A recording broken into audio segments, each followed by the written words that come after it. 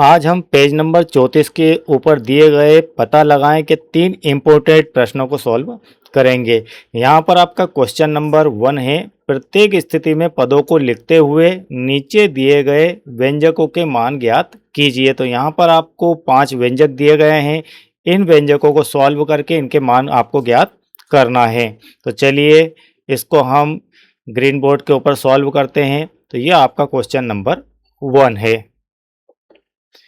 यहाँ पर ए वाला को सॉल्व करते हैं। 28 ऋण 7 धन 8 ये लिखा हुआ है। अब इसके अंदर सबसे पहले आप इसको पदों के रूप में अरेंज यदि करना चाहें तो किस प्रकार से लिखेंगे। तो पदों के रूप में अरेंज करने के लिए इसको सभी पदों को प्लस के रूप में लिखना है। 28 धन ऋण 7 और धन 8 इस प्रकार से यह लिखा जाएगा।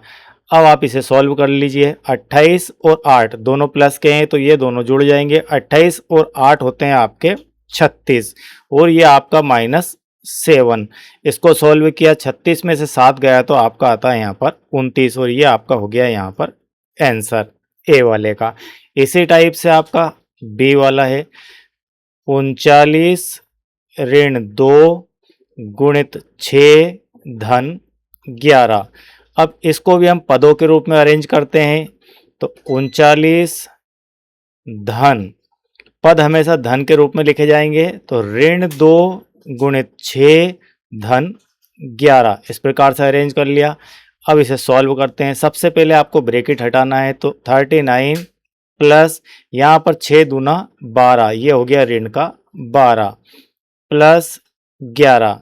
ठीक है, 11 प्लस का है, 39 प्लस का है, दोनों जुड़ गए तो 39 और 41 और 10 50। तो ये हो गया आपका 50 और ऋण का है यहाँ पर 12। तो 39 में से 50 में से 12 गए तो यहाँ पर आपके बचते हैं 38 और ये आपका हो जाएगा आंसर। तो ये आपका आंसर नंबर 2। इसी टाइप से सी वाला आपका यहाँ पर है 40 ऋण 10 धन 10 और फिर अगेन धन 10। अब इसको भी पदों के रूप में अरेंज कर लो। तो ये आपका 40, ये धन, ये ऋण 10 और ये प्लस का 10 और ये प्लस का 10। यहाँ पर ये प्लस का 40, ये 10 प्लस का, ये 10 प्लस का, तीनों ऐड हो गए तो 40 और 10 50 और 10 ये हो गए 60। 60 में ये ऋण का 10 कम होगा तो ये हो जाएगा आपका 50 और ये आपका होता है आंसर। तो ये आपके हो गए ए बी सी। इसके बाद हम डी वाला देखते हैं। तो डी वाला क्या है? डी वाला है 48 48 माइनस 10। इसके बाद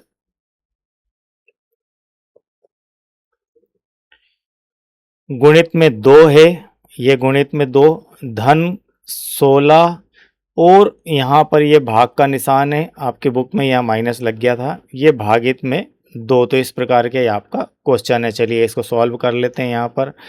तो यहाँ इसे पहले पदों के रूप में लिख लेते हैं। तो ये आपका हो गया 48 धन 10 ऋण का 10 गुणित 2 धन फिर 16 भागित 2। इस प्रकार से ये लिखा जाएगा। हमने गुणा और भाग इन दोनों को अरेंज कर लिया पदों के रूप में।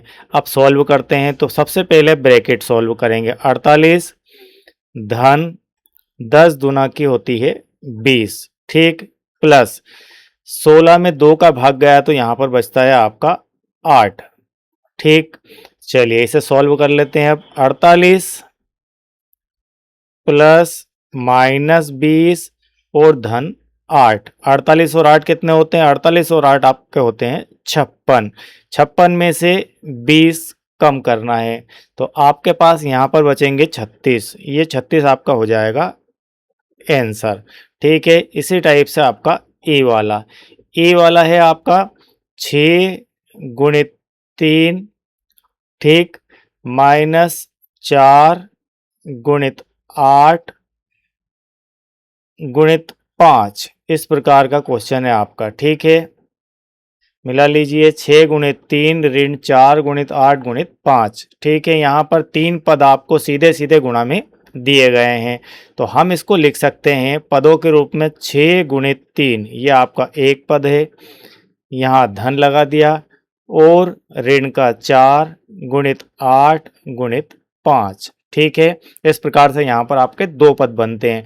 तो 6 तिया तो 18, पहले एक ब्रैकेट सॉल्व किया 18, फिर प्लस, फिर इन तीनों का आपस में गुणा कर दिया, 4 पंज 20 और 8 दूना 16, तो ये हो गया आपका ऋण 160। अब ऋण का 160, तो यहाँ 18 ऋण 160 है, 160 में से 18 गए तो ऋण के 142 आपके पास शेष बच जाएंगे। तो इस प्रकार से यह आपका आंसर होता है। तो ये इम्पोर्टेंट बहुत ही IMP 5 क्वेश्चन है, और इन क्वेश्चनों में से कोई भी एक क्वेश्चन आपको एग्जाम में जरूर आएगा। इसके बाद आपका यहाँ पर क्वेश्चन नंबर 2 है। हम बात कर रहे हैं पेज नंबर आपका 34, पेज नंबर 34 के ऊपर है। ठीक है, ध्यान रखिएगा इसे, पेज नंबर 34 पे पता लगाएं कि क्वेश्चन है ये। नीचे दिए गए व्यंजकों में से प्रत्येक के लिए कहानी या स्थिति लिखिए और व्यंजकों के मान ज्ञात कीजिए। तो यहाँ पर 3 व्यंजक दिए गए हैं, इन 3 व्यंजकों के लिए आपको कहानी, छोटी सी स्टोरी लिखना है कि इन व्यंजकों को कुछ भी आप अपने हिसाब से दे सकते हैं। तो मैंने यहाँ पर ए वाला का सॉल्यूशन ये दिया आपको, जैसे यहाँ पर दिया है 89 + 21 ऋण 10, तो हम इसको कह सकते हैं कि राहुल के पास 89 उसके कलेक्शन में स्टिकर थे, उसके दोस्त ने उसे उसके जन्मदिन पर 21 और स्टिकर गिफ्ट किए। ठीक है, ये 89 उसके पास ऑलरेडी थे, फिर उसके दोस्त ने 21 स्टिकर और उसे गिफ्ट कर दिए। बाद में राहुल ने अपने 10 स्टिकर अपनी छोटी बहन को दे दिए, इन स्टिकरों में से 10 स्टिकर उसने अपनी बहन को दे दिए। तो इस प्रकार से यह आपकी इक्वेशन बनती है, यह आपका व्यंजक बनता है, और इस व्यंजक का डिस्क्रिप्शन स्टोरी से इस टाइप से आप लिख सकते हैं। इसके बाद बी वाला आपका यहाँ पर है 5 गुणित 12 ऋण 6, 5 गुणित 12 ऋण 6। तो इसकी स्टोरी इस प्रकार से लिखी जा सकती है कि राहुल के पास 5 डिब्बे हैं और हर डिब्बे में 12 पेंसिल है। इस प्रकार से कोई 5 डिब्बे राहुल के पास है और एक डिब्बे के अंदर 5-5 पेंसिल रखी हुई है। ठीक है, तो ये हो गई 5 गुणित 12।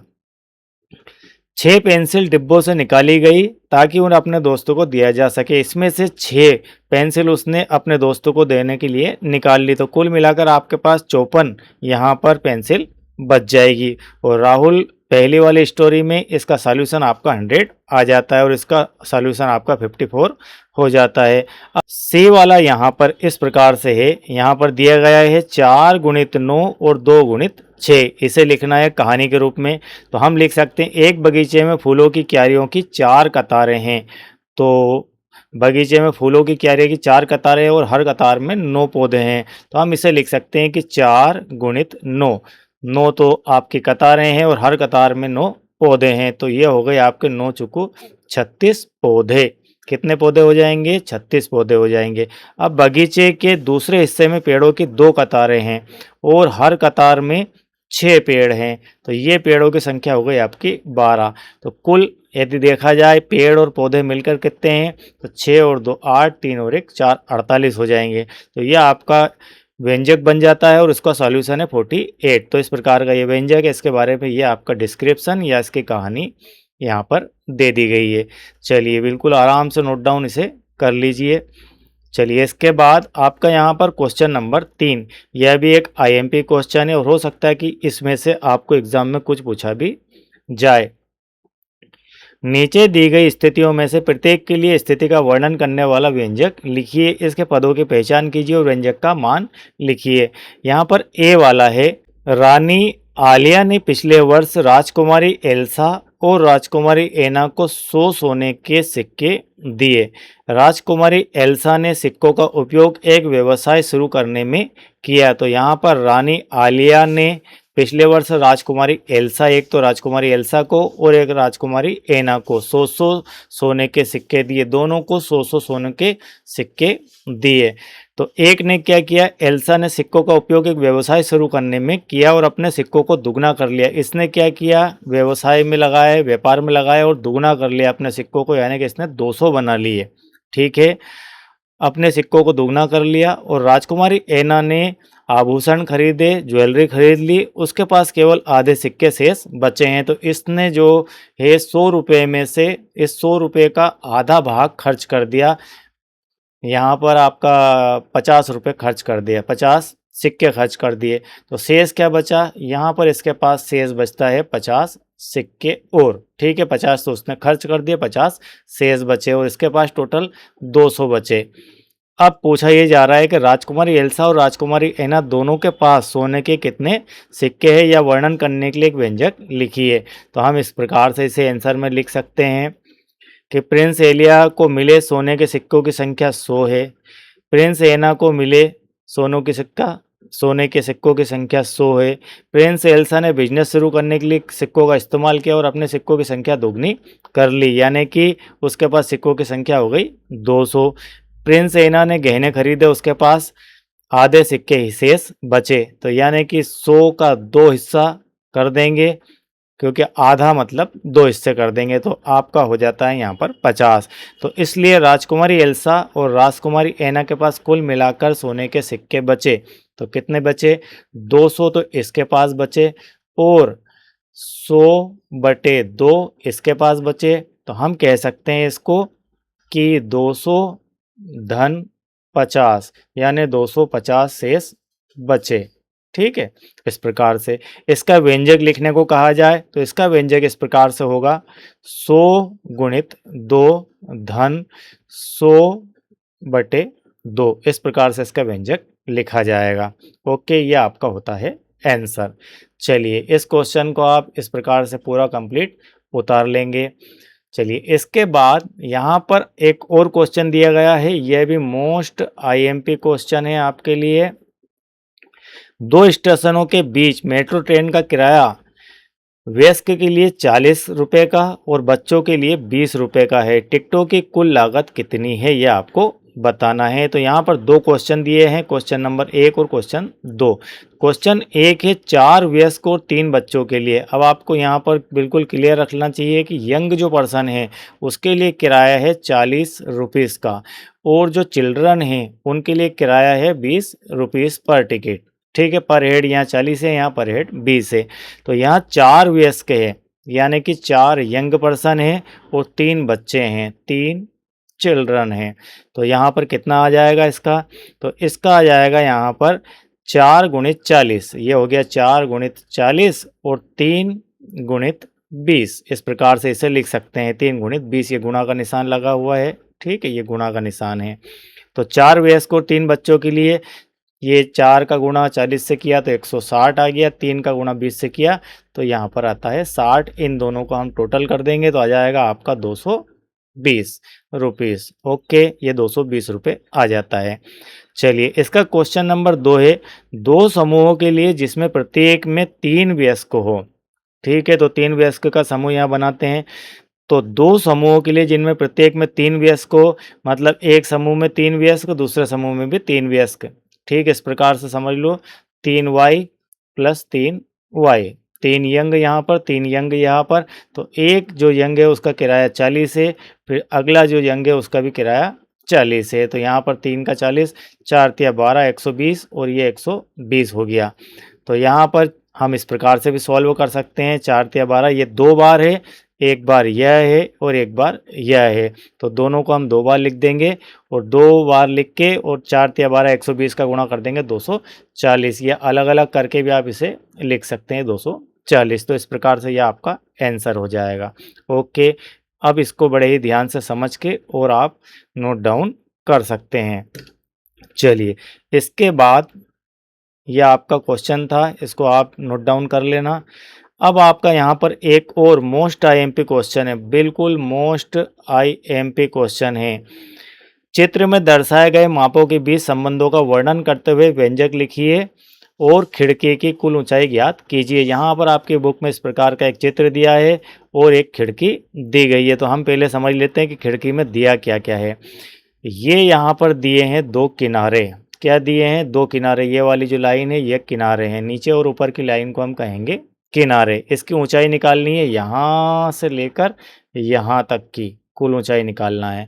अब इसमें 2 किनारे हो गए, और ये जालियां दी है, तो एक जाली ये है, एक जाली ये है, एक जाली ये, एक जाली इधर, एक जाली इधर, तो 1 2 3 4 5 6 जालियां दी है।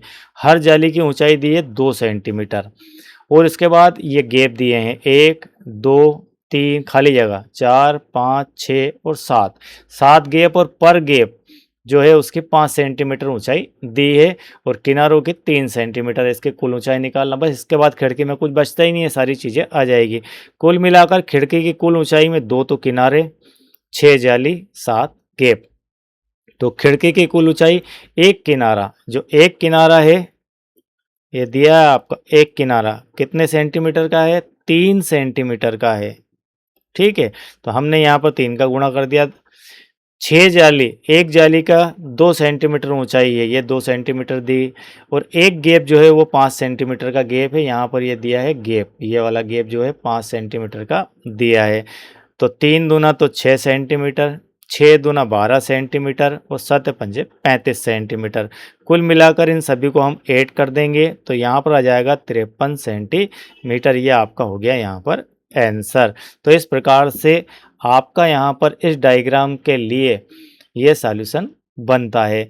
चलिए, आई होप कि इतना पार्ट बिल्कुल आपको क्लियर समझ में आ गया होगा। और यदि आप चैनल के साथ नए हैं, इसी प्रकार से मैथमेटिक्स सीखना चाहते हैं और आपने चैनल को अब तक सब्सक्राइब नहीं किया है तो चैनल को सब्सक्राइब कीजिए। वीडियो बेहतर लगता है तो लाइक ज़रूर करना है। Thank you very much.